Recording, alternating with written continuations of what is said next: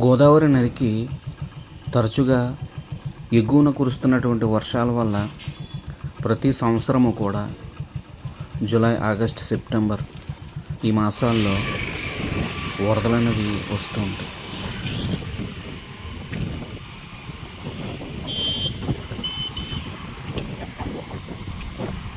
ఇది తూర్పు పశ్చిమ గోదావరి జిల్లాలో ఉభయ గోదావరి జిల్లాలను కలుపుతూ నిర్మించిన బ్రిడ్జ్. ఇది చించినాడ వద్ద నిర్మించారు.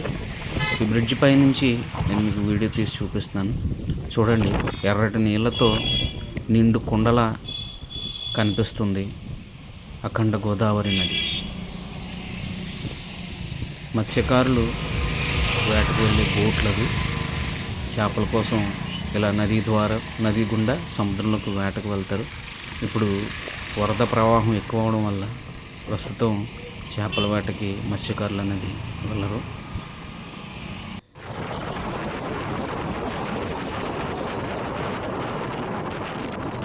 ఎగువన కురుస్తున్నటువంటి వర్షాల వల్ల నదీ ప్రవాహం చాలా ఉధృతంగా ప్రవహిస్తుంది. ఈ నది అంతర్వేది వద్ద బంగాళాఖాతంలో సముద్రంలో కలుస్తుంది. దాన్నే సాగర్ సంగమం అంటారు. అది రైల్వే బ్రిడ్జ్ నిర్మాణ పనులు ఇంకా చించినాడ వద్ద పూర్తి కాలేదు. ఇంకా కొంత పనులు అనేవి పెండింగ్లో ఉన్నాయి.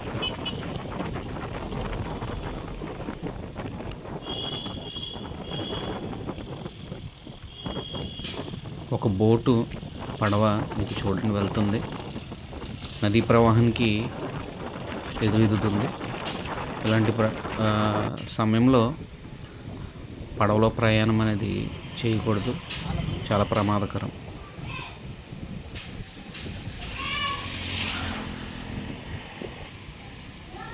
నదికి ఆనుకొని నిర్మించినటువంటి ఇల్లులు కానీ, అదేవిధంగా రిసార్ట్లు ఇవన్నీ కూడా నీట మునిగి, ఆ కిందే 2 టెంపుల్స్ ఉన్నాయి, ఇంతకు చూసారు కదా, అవి కూడా నీటిలో మునిగిపోయాయి.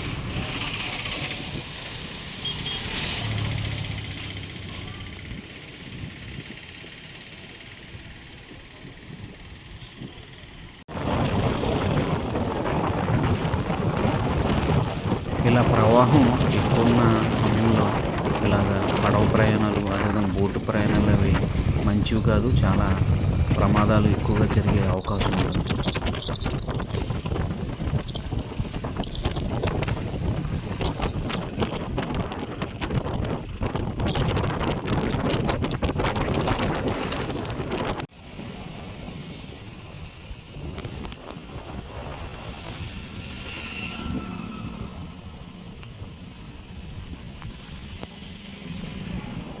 అదండి వీడియో.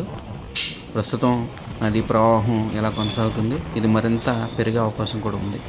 ఎలాంటి మరిన్ని వీడియోస్ కోసం నా ఛానల్ని సబ్స్క్రైబ్ చేయండి. వీడియో నచ్చినట్లయితే వీడియోని లైక్ చేయండి, షేర్ చేయండి.